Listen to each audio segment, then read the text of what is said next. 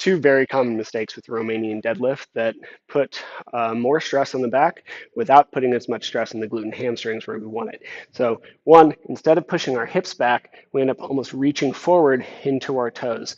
And this makes a lever bigger on our back, which puts a lot more stress on the supporting structure of the spine without as much stress on the glutes and the hamstrings where we really want it. Second, we often overreach at the bottom because we think we need to go down to the ground. So here, this is the end of my flexibility for my glutes and hamstrings.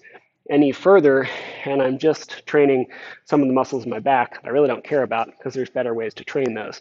So if I attach a band around J-cups in a squat rack, you can attach it however you wish.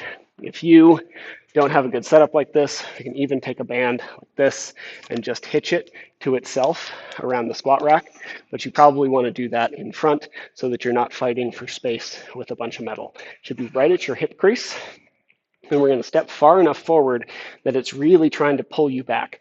You don't want to be struggling fully for balance, but we do want to be pulling enough that when we hit the bottom, it's not just slack. If I step into it this much, it doesn't do anything past about 2 inches of motion, whereas here, I'm having to lean forward a little bit into the band, and then it's going to do its job. So from here, I'm going to reach down and pick up the weight. It can be a bar, it can be a couple of dumbbells, whatever's a good fit for your setup.